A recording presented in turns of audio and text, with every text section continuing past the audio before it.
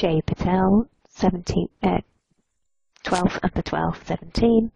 Dear Jay, it was lovely to meet you and your wife in clinic, and I will summarise our discussion alongside my thoughts on initial treatment protocol and further testing below. Stop. New paragraph. Aims to see if diet or lifestyle interventions can identify or reverse any of the ITP triggers and symptoms. Stop. New paragraph. Would like to be able to manage autoimmune disease without resorting to medication. New paragraph. History and symptoms. Previously fit and well, with no particular childhood problems apart from tonsillectomy and recurrent sinus inflammation requiring surgical intervention. Stop. I think this may well be due to underlying dairy allergy, and indeed you have noticed that since going dairy-free there has been improvements in the sinus blockage. Stop. New paragraph.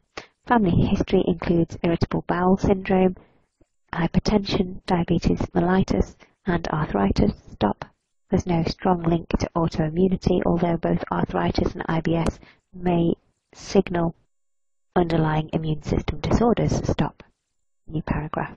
Since around 12 to 13 years, you've had intermittent pains in your legs which tend to come on if you sit for any length of time. Stop. Exercise seems to help the problem, but you do wonder whether this is an early sign of autoimmunity or other inflammatory conditions. Stop. New paragraph. First diagnosed with ITP on a visit to Thailand when you were going out to meet your future wife's family. Stop. While out in Bangkok, you became unwell and were admitted to hospital and found to have platelets of 2. Stop. IV methylprednisolone was able to patch you up for long enough to get your platelets up to around 40 so that you could be fly home safely. Stop. On returning home, you started to develop headaches, although in retrospect you feel that stopping 10 days of 60 milligrams of prednisolone suddenly was perhaps to blame for this. Stop. You were hospitalized and had a CT brain, was fortunately normal. Stop. New paragraph. For subsequent attacks, you have tried various therapies, including IV immunoglobulins. In brackets, these caused severe headaches and you were hospitalized for 2 days. Close bracket. Stop. New paragraph. In June 17, you commenced rituximab therapy, which did seem to give you some benefits, and you were well enough by July to go back to Thailand and get married. Stop. Unfortunately, you started to feel unwell with hot sweats and needed further treatment, although your platelets did seem to respond to this therapy, going back up to 125. Stop. New paragraph.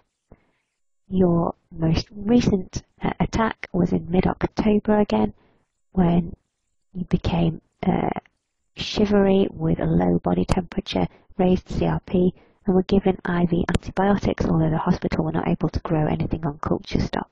Platelets were back again to 16 or 17, and finally did respond to therapy, and you have improved. Stop. New paragraph. On going back through your notes, you have noticed that your platelets first started to be low around 2007, and you wonder whether this the autoimmune condition has been coming on for the last 10 years. Stop.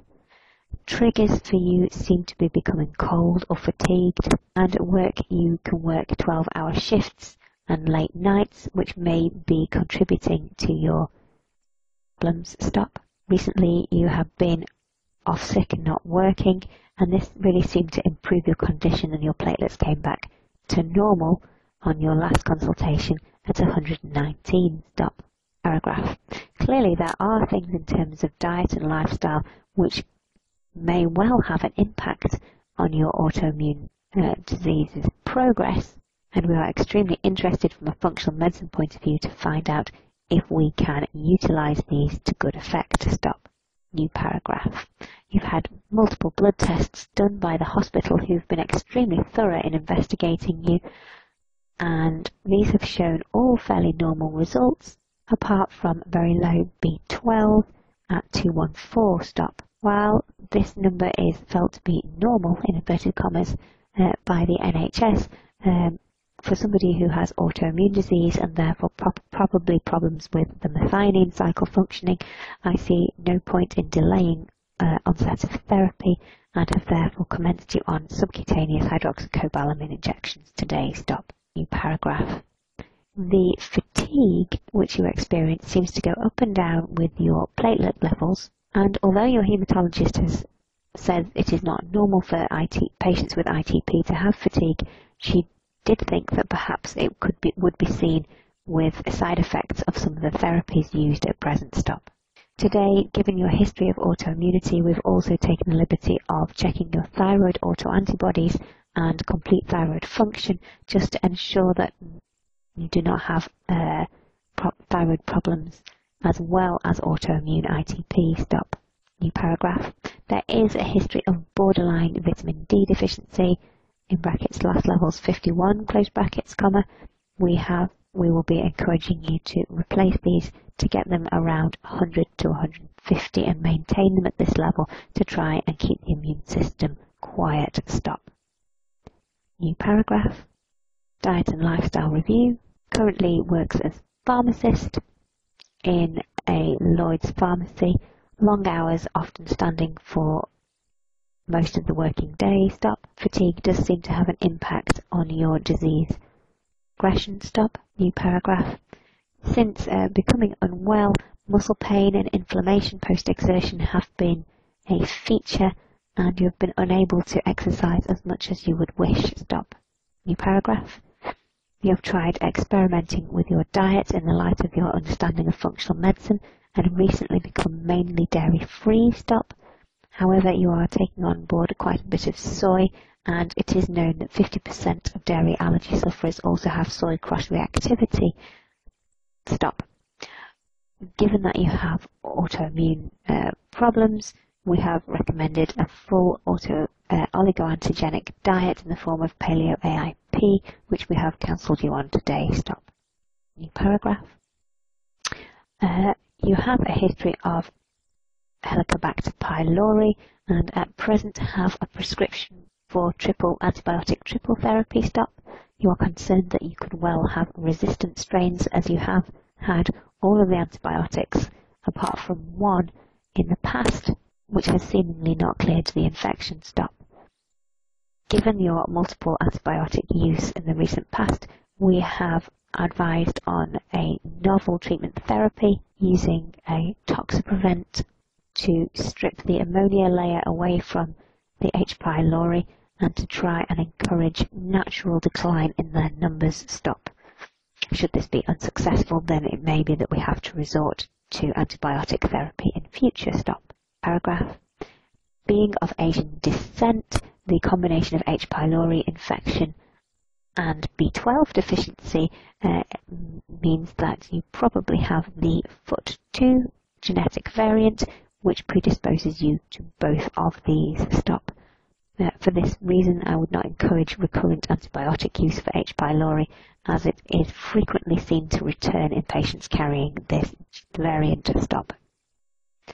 Another possible explanation for B12 deficiency is an autoimmune cause, as antibodies against either the stomach lining or the intrinsic factor which would normally help to bind and absorb B12 may be present. Stop. These are things which you may wish to ask your GP to check, or could be done privately if you wish. However, it is known that even in true pernicious anemia, only between 40 and 60% of patients have positive positive tests for intrinsic factor antibodies, and therefore it would not make much difference to my treatment if you had a negative result. Stop. New paragraph. Treatment plan. 1. Autoimmune Paleolithic protocol with structured reintroductions to check for food triggers. 2. B12 injections, alternate days for 6 injections, then spreading out as tolerated to a maximum of 1 every 4 weeks. Stop. Subcutaneous technique demonstrated today. Stop. New paragraph. 3. NutriVal test recommended to check for metabolic and nutritional deficiencies, and we will arrange this for the new year. For initial nutritional support therapy, which will be customised according to NutriVal test results. 6. In addition to nutritional and dietary changes, it is important to remember that your immune system does seem to be sensitive to stress and fatigue. Stop. The importance of sleep and regular rest cannot be overstated, especially while you are healing. Stop. We will send you advice on sleep hygiene and exercises to help you with rest and relaxation during the day. Stop. I look forward to seeing you back in clinic once we have some initial test results. Yours sincerely, Sarah Davis.